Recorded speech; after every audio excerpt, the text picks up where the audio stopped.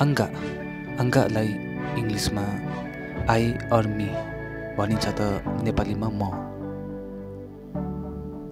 खेने खेनेलाई इंग्लिशमा यु भनिन्छ त नेपालीमा तिमी।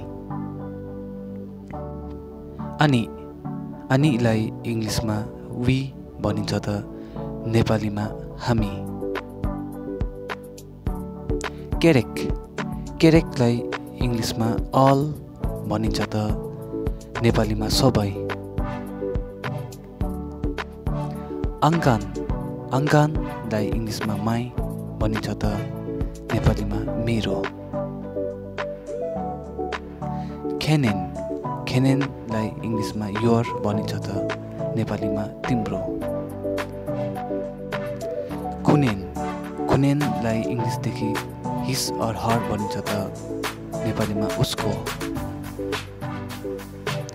अनिन अनिनलाई इंग्लिशमा अवर और अवर्स भनिन्छ त नेपालीमा हाम्रो।